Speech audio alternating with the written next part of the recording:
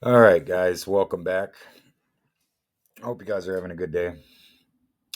Today, we're going to talk about this weapons charge out of Kalamazoo. Now, we have a lot of these coming out, but this one I thought was really nice to talk about. I thought I had some good educational pieces because that is what we use these for. This is our disclaimer. Um, it's only for educational purposes. All right.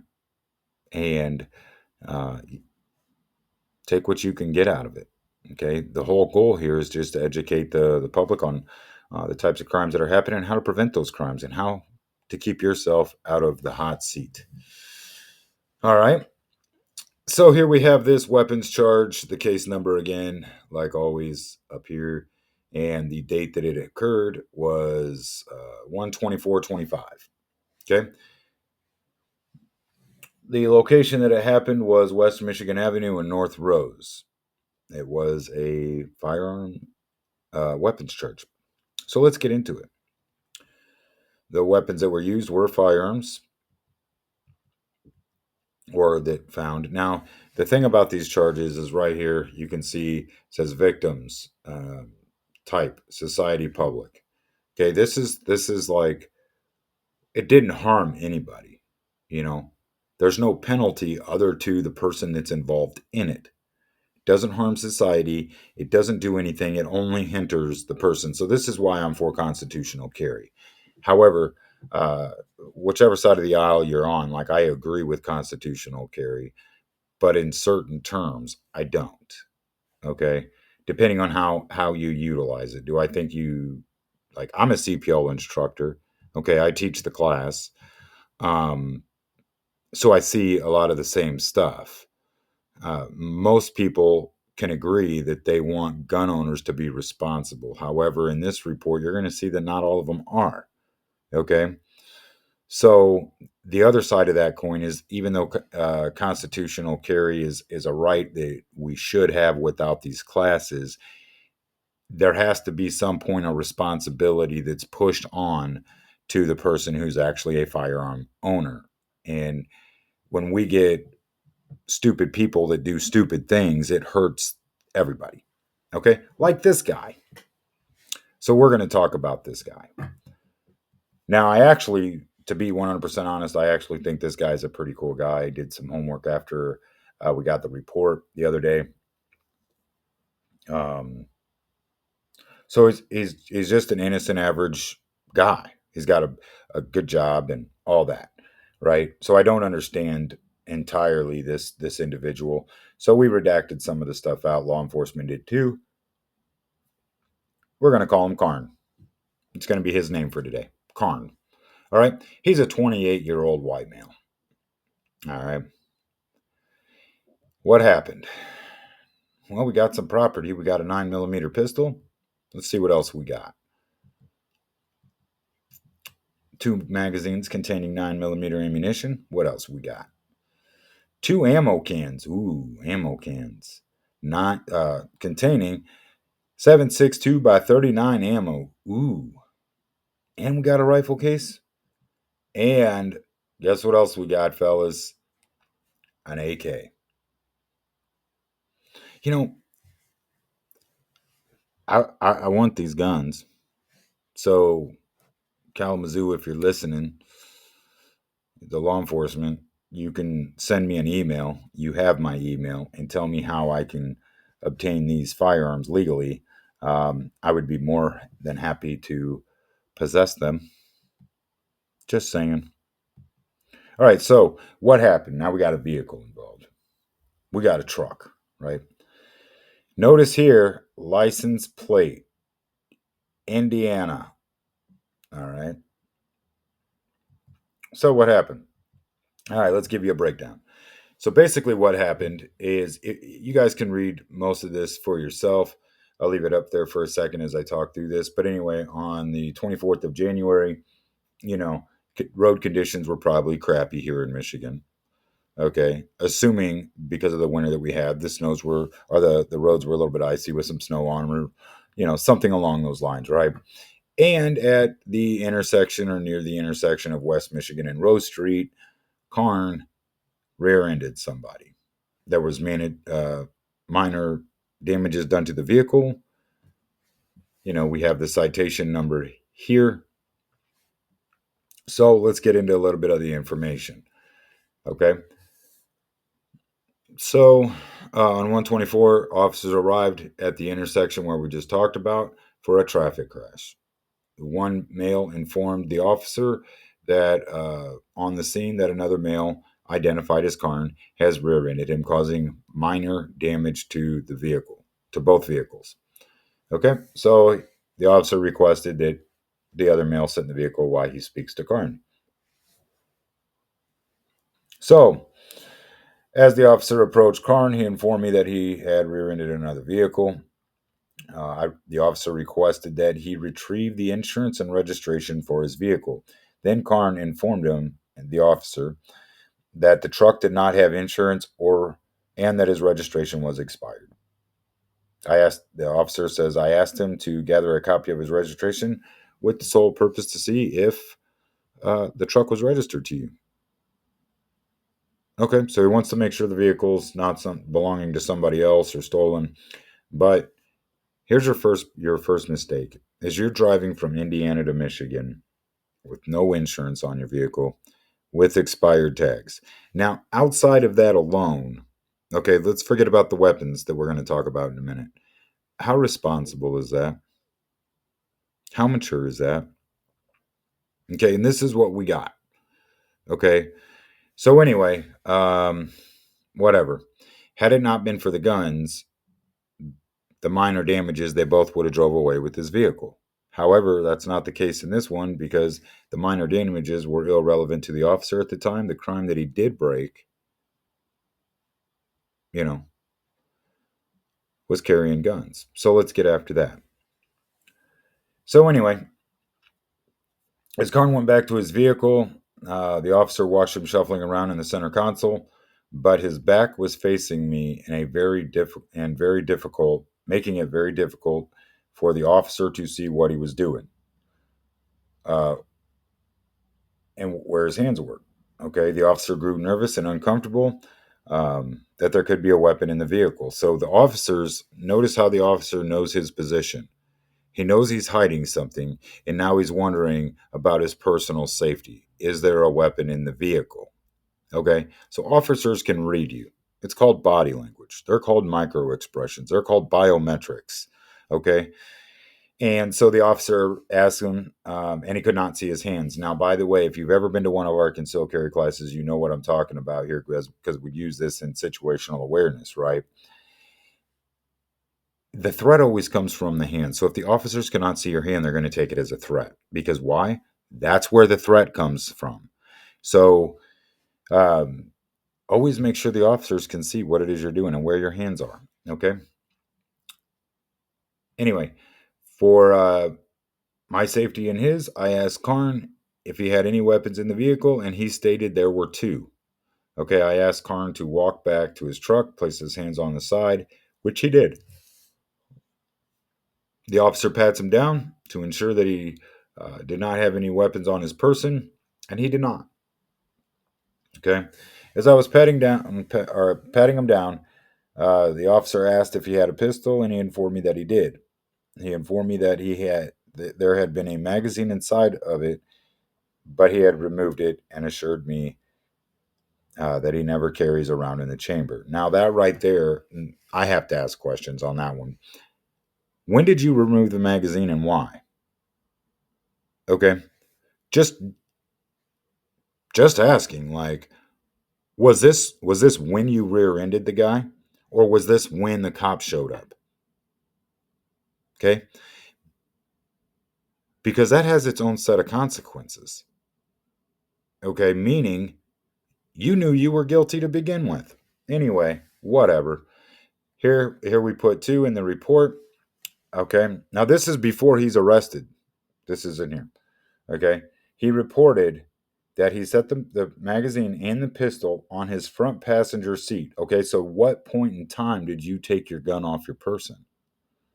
Now, when did it come off of you in a concealed manner, and why did you set it on the passenger seat? Now, my speculation from what I know, is I don't know any concealed carry holders that just ride around with the firearm in their front passenger seat. So my speculation, I'm only assuming this based off of information that I've already obtained in my own mind over, however long. My speculation is that this guy knew he was in the wrong and took it off of him so that he wouldn't get patted down by the officers. Okay? So it wouldn't be disclosed that he had a weapon because he knew he was in the wrong. Okay? So anyway, let's get back to it. Then I asked if he had a concealed pistol license, and he informed me that he did not, as his home state of Indiana did not require a concealed pistol license. Okay. That's your second mistake. Actually, it's probably more like your third or fourth. So here we go. We have the arrest right here. After he told the officer that there was a gun in the vehicle and which had been loaded, and confirmed that he did not have a CPL, I instructed him to place his hands behind his back, and I informed him that he was under arrest. Why? Because it is illegal to conceal carry a weapon in the state of Michigan without a CPL, whether you're a resident or not. Pretty simple. Okay. So he placed him in handcuffs, checked him for tightness, double locked it, took him to the front of his cruiser, and tried to pat him down to see if there was anything located on him that he could use for evidence. Um, then he placed him in the back of the cop car. Okay. Here's his stuff. This truck, Indiana license plate with no tags and no insurance. Let's see. He confiscated the firearms and all the stuff with it, the ammo. Um, if they can't have the guns, I'll take the ammo too. Anyway, so all this stuff got confiscated, and right here we go. The rifle was unloaded. They got that. Then he reads him his Miranda rights. Here we are.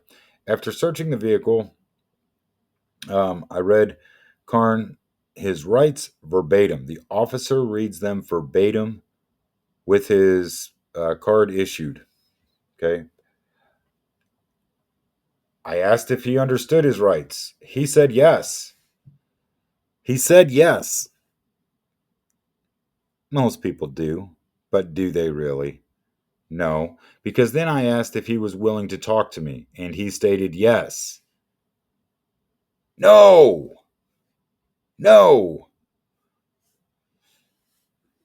Okay. Anytime you're being placed in arrest, sure, understand your rights. How does the officer know that you understand your rights? Because you're not willing to talk. Okay. If you ask any officer out there, what is the number one thing that hems people up and lands them in a courtroom when they're under arrest? They will tell you they hem themselves up by incriminating themselves because they talk. Okay. You never talk. You say no and don't answer any questions. Let your attorney do that. Later on, we'll give you guys some attorney stuff. Let you talk to some attorneys, ask them questions and things like that. But that's a little bit down the road. Okay. But you never start talking with the cops. Here's why. For one, you notice how this guy the whole entire time has just volunteered information to the police before he was arrested. Okay. So anything you say can and will be used against you in the court of law. Okay. So all this stuff that this guy's retrieving, he's already started to incriminate himself. And here he knows it. He knows it. Because he says, Karn informed me that, he does this position. His company is based out of Grand Rapids, Michigan. He reported at the time of the crash he was attempting to bring the truck back to his parents' house and swap it out for a car that he owns. Okay? So you don't make any sense. To be honest, I think the guy's lying. He reported that he was heading over to Grand Ledge for the weekend. He wasn't able to stop. He slid into the vehicle in front of him. Okay? Karn reported that he knew he had a pistol in his truck. He declined to confirm this statement prior to being in custody. That had that he had removed the magazine from the firearm just before they located it. He informed me that Indiana is a constitutional carry state, meaning that he does not need a CPO to carry a concealed weapon. Initially, he informed me that he had forgotten Michigan wasn't, indicating to me that he knew at some point in time Michigan required a pistol to conceal carry. But later he began stating he never knew that you needed a license in Michigan. Karn provided no other information and did not wish to answer any further questions. So the guy already knew just off of what he was saying.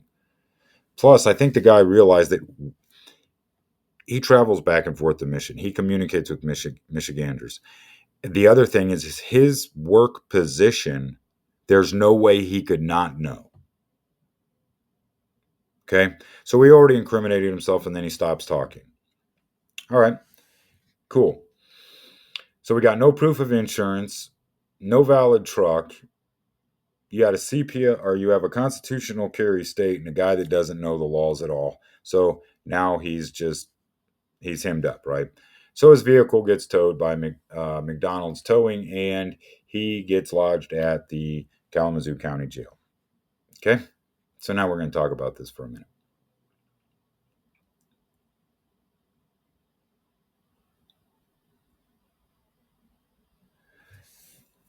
All right, so what can we take away from this? For one, this guy's driving from Indiana to Michigan with no insurance and no registration on the vehicle. Did you just not expect to get pulled over, or what? Like, you were just asking for it at that point in time, right? And so, even outside of that, like, make sure that your stuff is legit when you're carrying guns. More importantly, though, when you're carrying guns, whether you live in a constitutional carry state or not, know the state laws that you're going through, because the laws change for you when you cross the state line, no matter where you're going. Okay. And the law and the state line that you cross does not care about the state laws that you live in, because you didn't get stopped there. Okay. There is no justifiable reason for you not to know the state laws. It is only negligence, it is only stupidity, and it is only your responsibility to do so. So, know the state laws. This is the biggest problem with these constitutional carry states. And again, I agree with constitutional carry. What I don't agree with is how irresponsible firearms will be with that. Okay, most of the time, guys that are really into their constitutional rights, they know the law, right? You can learn a lot from those people, right? But if you're one of these guys that are these constitutional carry guys, and you're not willing to know how to protect yourself with a gun or without a gun and in the way of the law, then just don't carry, because you're stupid. That's the bottom line. And that's exactly what this guy was. He was stupid. He was careless. He didn't know, or he did know, and in his position, there's no way he could not. He knew he was breaking the law. He knew it, and he risked it. And now he's got some consequences, right? And think about this for a second. Not only are now you got this ticket, you got some truck damages, and you got some tickets to pay for. Now you have to uh, still come up the money with to register the truck and all that, except for now you have to pay for the impound. Okay, on top of all the legal consequences that you're going to have with this concealed carry charge. Is it worth it? I mean, really, isn't? And now you have this charge on your record. Unless you have a judge that's lenient and, will give you a smack on the hand, which I don't think the judge will do with this guy, because this guy is just a complete idiot.